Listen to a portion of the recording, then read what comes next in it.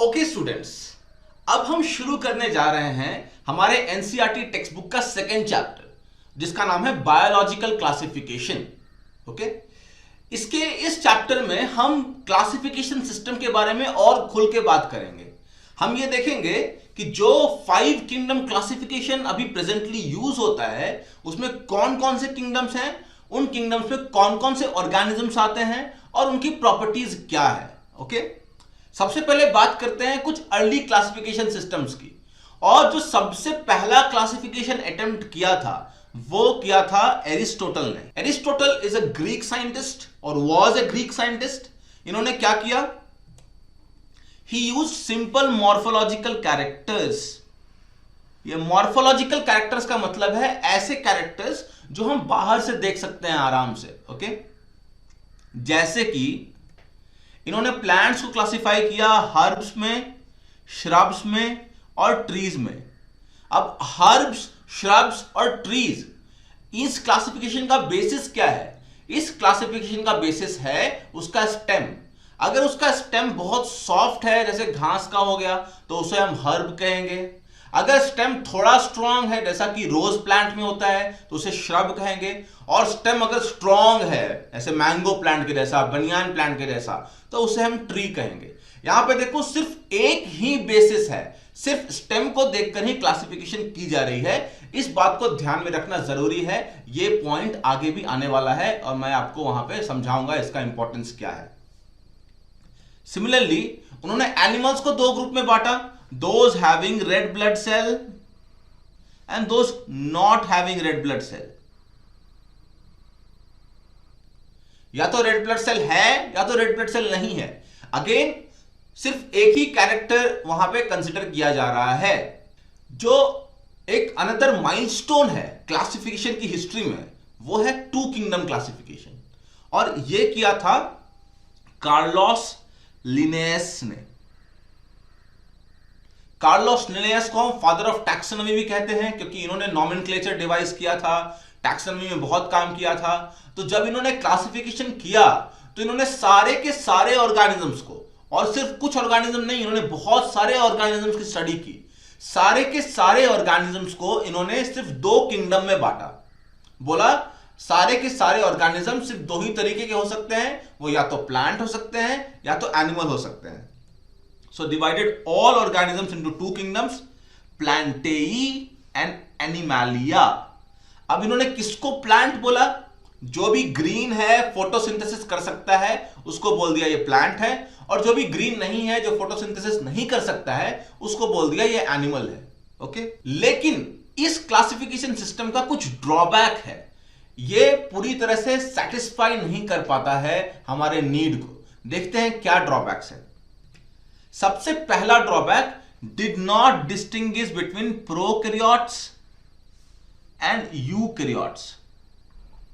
आपने अपने lower classes में स्टडी की है कि जिस सेल में न्यूक्लियस नहीं होता है उसको हम बोलते हैं प्रोकैरियोट, और जिस सेल में न्यूक्लियस होता है उसे हम बोलते हैं यूकैरियोट। दोनों बहुत ही डिफरेंट तरह के सेल हैं, दोनों बहुत ही अलग तरह के लाइफ फॉर्म्स हैं।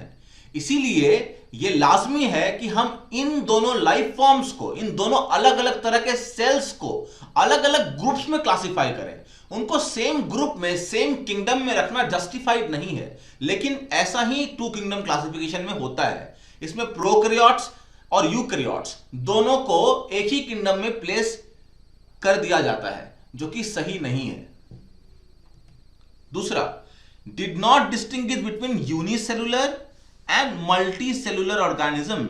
यूनिसेलुलर ऑर्गेनिज्म का मतलब है ऐसे ऑर्गेनिज्म जो सिर्फ एक सेल से बने हुए हैं, और मल्टी सेलुलर ऑर्गेनिज्म का मतलब है जो एक से ज्यादा सेल से बने हुए हैं। जैसे हमारी बॉडी में करोड़ों करोड़ सेल हैं, लेकिन अमीबा, पैरामेसियम, यूग्लिना, ये सभी क्या है? ये सब सिंगल सेल ऑर्गेनिज्म है। तो इन दोनों के बॉडी स्ट्रक्चर, ऑर्गेनाइजेशन, फंक्शन में भी बहुत डिफरेंस है। इतना डिफरेंस है कि इन दोनों को एक ग्रुप में रखना मतलब नहीं साधता है। इसलिए इन दोनों को भी अलग अलग ग्रुप में रखना चाहिए था, लेकिन 2 किंगडम क्लासिफिकेशन में चूंकि यहां पे सिर्फ 2 ही किंगडम है, बहुत सारे ऐसे ऑर्गेनिज्म जो कि यूनिसेलुलर थे और बहुत सारे ऐसे ऑर्गेनिज्म जो कि मल्टीसेलुलर थे, दोनों को सेम ग्रुप में रख दिया गया। many organisms were left and not included in any of the kingdoms. बहुत सारे ऐसे ऑर्गेनिजम्स थे जिनको किसी भी किंगडम में प्लेस नहीं किया गया. जैसे अगर सिर्फ हम प्लांट और एनिमल में डिवाइड करते हैं तो फंजाई कहां जाएगा? फंजाई तो ग्रीन नहीं है और ना ही वो एनिमल है. तो ऐसे बहुत सारे अनआंसर्ड क्वेश्चंस रह जाते हैं इस टू किंगडम क्लासिफिकेशन में. इसका मतलब ये नहीं है कि ये टू किंगडम क्लासिफिकेशन बिल्कुल बेकार है. ये किया गया था लगभग 1750 के लगभग, और उस समय जो भी रिसोर्सेज अवेलेबल थे कार्लोस लिनियस के पास, उसके हिसाब से उन्होंने एक एक्सीलेंट काम किया था. उन्होंने बहुत सारे ऑर्गेनिजम्स की स्टडी की थी और एक बहुत ही अच्छा क्लासिफिकेशन सिस्टम हमें बनाकर दिया था. जैसे जैसे समय बढ़ता गया हमें यह समझ में आया कि यह अच्छा तो है पर पर्याप्त नहीं है. इसलिए अच्छा, एक और बात, इन्होंने सिर्फ मॉर्फोलॉजिकल कैरेक्टर्स ही स्टडी किए, ऐसे कैरेक्टर्स ही स्टडी किए जिसे हम बाहर से ऑब्जर्व कर सकते हैं. क्योंकि अब इसका मतलब यह नहीं कि वो उनके पास आइडिया नहीं था कि हमें और भी कुछ स्टडी करना चाहिए. इसका मतलब यह था कि उस समय उनके पास वैसे वैसे टूल्स नहीं रहे होंगे, जैसे माइक्रोस्कोप नहीं रहा होगा, है ना. जैसी लैबोरेटरी फैसिलिटीज आजकल हैं वैसी लैबोरेटरी फैसिलिटीज उस समय नहीं रही होंगी. इसलिए उनको जो दिखा उसके बेसिस पे ही उन्होंने क्लासिफिकेशन किया. But nonetheless it is a drawback. तो टू किंगडम क्लासिफिकेशन के ड्रॉबैक्स को देखते हुए बहुत सारे साइंटिस्ट्स ने अलग अलग क्लासिफिकेशन सिस्टम डेवलप करने की कोशिश की, और उसमें से एक बहुत बड़ा लैंडमार्क है 5 किंगडम क्लासिफिकेशन, जो आज का सबसे एक्सेप्टेड क्लासिफिकेशन सिस्टम है.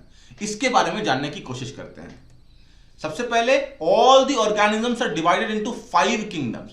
यहां पे 2 किंगडम की जगह 5 अलग अलग किंगडम बना दिए गए, और उन किंगडम्स का नाम है Monera, Protista, Fungi, Plantae and Animalia. तो प्लांटेई एनिमालिया तो था ही, ये तो कार्लोस लिनियस ने कर दिया था. हमने फंजाई ऐड किया, प्रोटिस्टा ऐड किया, मोनेरा ऐड किया, और ये बहुत एक्सटेंसिव स्टडी के बाद ऐड किया गया. ऐसा नहीं कि किसी साइंटिस्ट को सपना आया कि 5 किंगडम बना देते हैं.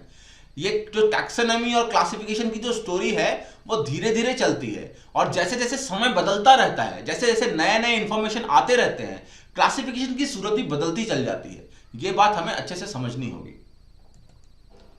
मेन क्राइटेरिया, अब यहां पे क्राइटेरिया क्या था? पिछले टू किंगडम क्लासिफिकेशन में हमने देखा जो क्राइटेरिया था वो सिर्फ मॉर्फोलॉजिकल कैरेक्टर था, लेकिन ये किंगडम 5 किंगडम क्लासिफिकेशन जो है अभी मॉडर्न क्लासिफिकेशन सिस्टम है. अभी साइंटिस्ट के पास एक माइक्रोस्कोप अवेलेबल है, इलेक्ट्रॉन माइक्रोस्कोप अवेलेबल है, बहुत सारा इंफॉर्मेशन अवेलेबल है, सेल के बारे में अच्छे से पता है. इसीलिए हम उन सभी इंफॉर्मेशन का यूज करके क्लासिफिकेशन कर सकते हैं, और वैसा ही किया गया 5 किंगडम क्लासिफिकेशन में. सेल स्ट्रक्चर का इंफॉर्मेशन यूज किया गया, बॉडी ऑर्गेनाइजेशन का स्ट्रक्चर यूज किया गया, मोड ऑफ न्यूट्रिशन का स्ट्रक्चर यूज किया गया, रिप्रोडक्शन एंड फाइलोजेनेटिक रिलेशनशिप्स के भी जो इंफॉर्मेशन थे उसको भी यूज किए गए. ओके, अच्छा, एक बात मैं बता देना चाहूंगा, ये 5 किंगडम क्लासिफिकेशन किसने दिया था? ये दिया था R.H. विटैकर ने. Okay, it's an important name, ये पूछा जाता है कभी कभी, तो इसको याद रखना है. ठीक है.